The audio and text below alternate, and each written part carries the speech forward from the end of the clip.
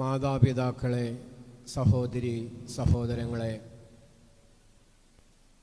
കേരളത്തിലെ തന്നെ വളരെ പ്രശസ്തമായ ശിശു സഹോദരന്മാരുടെ നാമത്തിലുള്ള മെഴുവേലിലെ ഈ തീർത്ഥാടന കേന്ദ്രത്തിലാണ്, അതിൻ്റെ അൾത്താരയുടെ മുന്നിലാണ് നമ്മുടെ പ്രിയപ്പെട്ട മകൻ ഐസക്കും നമ്മുടെ പ്രിയപ്പെട്ട മകൾ റിയായും വിവാഹ ജീവിതത്തിലേക്ക് ഒരുമിക്കുന്നത്. പ്രിയപ്പെട്ട മക്കളെ, ദൈവം നിങ്ങളെ അനുഗ്രഹിക്കട്ടെ. നമ്മൾ നിൽക്കുന്ന ഈ സ്ഥലം വളരെ വിശുദ്ധമാണ്, പവിത്രമാണ്, പരിപാവനമാണ്. ഹോളി ഇന്നസെൻ്റ് ദേവാലയം അനേക ദൈവമക്കൾക്ക് പൈതങ്ങളെ ദാനം ചെയ്യുന്ന, അനുഗ്രഹിക്കുന്ന പുണ്യഭൂമികയാണ്. ഈ വിശുദ്ധ ആലയത്തിൽ നിങ്ങൾ ജീവിതത്തിലേക്ക് ഒന്നുചേരുമ്പോൾ നിങ്ങൾക്കും അനവരതമായ വരപ്രസാദങ്ങൾ ലഭിക്കട്ടെ എന്ന് ഞാൻ ആദ്യമേ പ്രാർത്ഥിക്കുകയാണ്. പ്രിയപ്പെട്ട റിയ എൻ്റെ സഹോദരിയുടെ പുറത്തു കൂടിയാണ്. പ്രിയപ്പെട്ട ഐസക് ഈ ദേവാലയത്തിലെ ആധ്യാത്മിക കാര്യങ്ങളിൽ ശുഷ്കാന്തിയോടുകൂടി ഇടപെട്ട ഒരു പ്രിയപ്പെട്ട മകനാണ്. ഈ മക്കളുടെ വിവാഹ ബന്ധം ദൈവികമാണ്, ദൈവം നടത്തുന്നതാണ് എന്നുള്ള ബോധ്യം രണ്ടുപേരുടെയും ഹൃദയത്തിലുണ്ടാകണം. അതുകൊണ്ടാണ് ആരാധനയുടെ മധ്യത്തിൽ, പ്രാർത്ഥനയുടെ മധ്യത്തിൽ വിവാഹ ജീവിതത്തെക്കുറിച്ച് നമ്മൾ ചിന്തിക്കുന്നതും പഠിക്കുന്നതും ആരാധിക്കുന്നതും യോജിപ്പിക്കുന്നതും. ജീവിതത്തിൻ്റെ അനേക പ്രതിസന്ധികളിലും ദുഃഖങ്ങളിലും വേദനകളിലും വിജയങ്ങളിലും നിങ്ങളെ നയിക്കേണ്ടത് പ്രാർത്ഥനയാണ്, ആരാധനയാണ്. അതാണ് പ്രഥമമായി വിവാഹ ജീവിതത്തിൽ നമ്മൾ ഓർത്തിരിക്കേണ്ടത്. ജീവിതം എപ്പോഴും സന്തോഷകരമല്ല. രോഗവും ദുഃഖവും ഞെരുക്കവും അനവധിയായ പ്രശ്നങ്ങളിൽ കൂടിയാണ് നമ്മൾ കടന്നു പോകുന്നത്. അവിടെ അതിജീവനം നേടിയെടുക്കുന്നത് നമ്മുടെ കൊച്ചു കൊച്ചു പ്രാർത്ഥനകളും ആരാധനാ ജീവിതവും പ്രാർത്ഥനയും നോമ്പനുഷ്ഠാനങ്ങളുമാണ്. പ്രിയപ്പെട്ട ഐസക്കും പ്രിയപ്പെട്ട റിയായും പതുപോലെ തുടർന്നും ആധ്യാത്മികമായ നിറവിൽ വിവാഹ ജീവിതത്തെ രൂപപ്പെടുത്തണം എന്ന് പ്രത്യേകമായിട്ട് പ്രാർത്ഥിക്കുകയാണ്. രണ്ടാമതായി നമ്മളിവിടെ വായിച്ചു കേട്ട മനോഹരമായ ഒരു പ്രാർത്ഥനയുണ്ട്. നിങ്ങളിൽ നിന്നും സകല കപട സ്നേഹത്തെയും ഉരിഞ്ഞു കളയട്ടെ. ഇന്നത്തെ ലോകത്തിൻ്റെ ഒരു പ്രത്യേകത കാപട്യം നിറഞ്ഞതാണ്. കപടമായ ജീവിതം, പൊയ്മുഖങ്ങൾ, തീവ്രമായ തിന്മകൾ, ഇതൊക്കെ അറിഞ്ഞും അറിയാതെയും അവിടെയും ഇവിടെയൊക്കെ കടന്നുകൂടുകയാണ്. വർഷങ്ങൾക്ക് മുമ്പ് പിതാക്കന്മാർ എഴുതി വച്ചിരിക്കുകയാണ്, വിവാഹ ജീവിതത്തിലേക്ക് എത്തുന്നവർ സകല കപട സ്നേഹത്തെയും ഉരിഞ്ഞു കളയട്ടെ. നിർമ്മലമായ സ്നേഹം കൊണ്ട് നിങ്ങളുടെ ഹൃദയങ്ങളെ ഉജ്ജ്വലിപ്പിക്കട്ടെ. മനോഹരമായ പ്രാർത്ഥനയാണ്. സ്നേഹം കൊണ്ട് നിങ്ങളുടെ ഹൃദയങ്ങളെ ഉജ്ജ്വലിപ്പിക്കട്ടെ.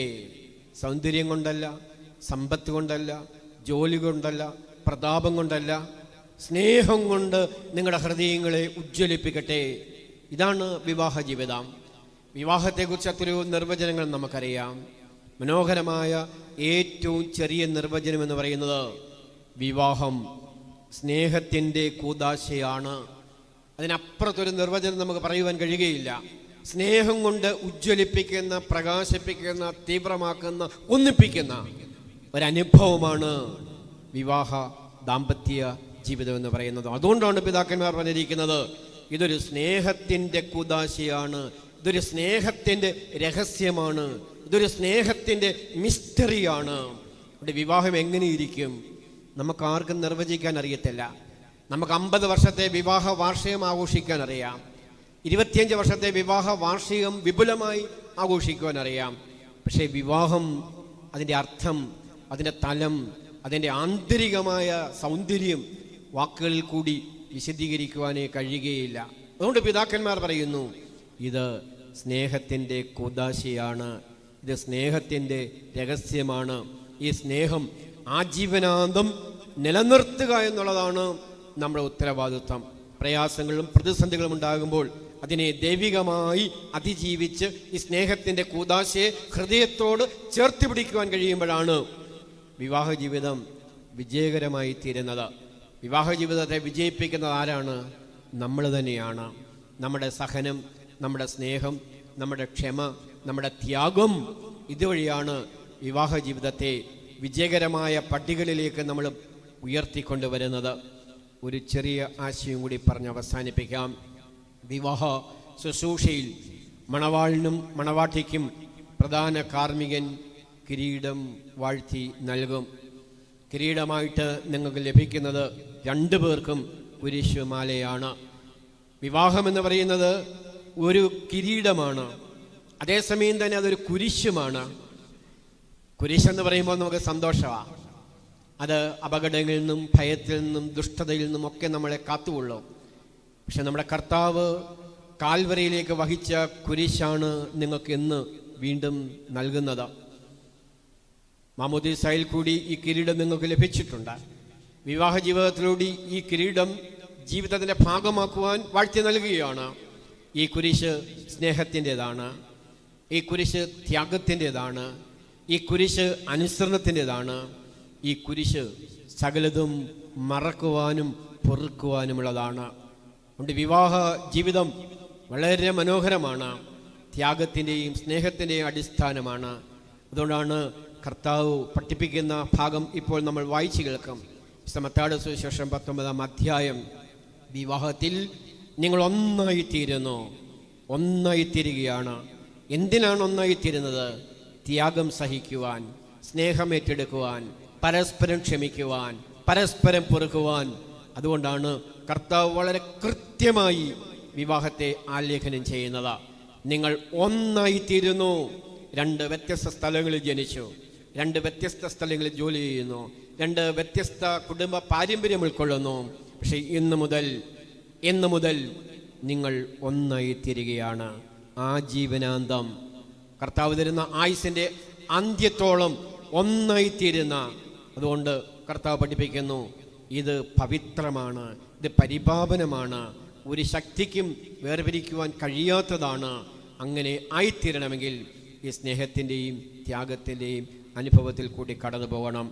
പ്രിയപ്പെട്ട മക്കളെ, നിങ്ങളെ ദൈവം അനുഗ്രഹിക്കട്ടെ. നിങ്ങൾക്ക് അനുഗ്രഹീത സന്താനങ്ങളെ കർത്താവ് നൽകട്ടെ. വിവാഹ ജീവിതത്തിൽ, കുടുംബജീവിതത്തിൽ നിങ്ങളെപ്പോഴും നീതിയുടെ പക്ഷത്തായിരിക്കണം. നിങ്ങളെപ്പോഴും സാമൂഹിക പ്രതിബദ്ധത ഉൾക്കൊള്ളുന്നവരായിരിക്കണം. ദൈവം നിങ്ങൾക്ക് നല്ല ദാനങ്ങളെ നൽകുമ്പോൾ കൃത്യമായി ദശാംശം മാറ്റിവെച്ച് സഭയുടെയും സമൂഹത്തിൻ്റെയും ചാരിറ്റി പ്രവർത്തനങ്ങൾക്ക് പങ്കിടുവാൻ നിങ്ങൾ പ്രത്യേകം ശ്രദ്ധിക്കണം. പാവപ്പെട്ട മനുഷ്യരോട് കരുണയുണ്ടാകണം, ദൈവത്തോട് പ്രതിബദ്ധതയുണ്ടാവണം. രണ്ട് കുടുംബത്തിലെയും മാതാപിതാക്കളെയും കുടുംബാംഗങ്ങളെയും പരസ്പരം സ്നേഹിക്കണം, ജീവിതത്തിൻ്റെ ഭാഗമാക്കി തീർക്കണം. ഈ ദേവാലയത്തിൽ ഇന്ന് ഒരു പുതിയ കുടുംബം ജനിക്കുകയാണ്. പ്രിയപ്പെട്ട ഐസക്കും പ്രിയപ്പെട്ട റിയായും ഒരുമിച്ച് ചേർന്ന് ഈ മനോഹരമായ ഈ ദേശത്ത് ഒരു പുതിയ കുടുംബം പിറക്കുന്നു. ഈ മക്കൾക്ക് എല്ലാവരുടെയും പേരിൽ, എല്ലാ ബന്ധുമിത്രാദികളുടെയും പേരിൽ, എല്ലാ വൈദിക ശ്രേഷ്ഠരുടെയും പേരിൽ എല്ലാവിധമായ വിവാഹ മംഗളങ്ങളും നേരുകയാണ്. ഈ ഭൂമികയിൽ നിങ്ങൾ മക്കളോടൊപ്പം, കൊച്ചുമക്കളോടൊപ്പം, മരുമക്കളോടൊപ്പം ജീവിക്കുന്നത് കാണുവാനുള്ള ഭാഗ്യം നമുക്കും ദൈവം തമ്പുരാൻ പകർന്നു തരട്ടെ എന്ന് പ്രാർത്ഥിച്ച് എല്ലാവിധമായ സ്നേഹ അഭിവാദ്യങ്ങളും നിങ്ങൾക്ക് നേരുന്നു. ദൈവം നമ്മളെ അനുഗ്രഹിക്കട്ടെ.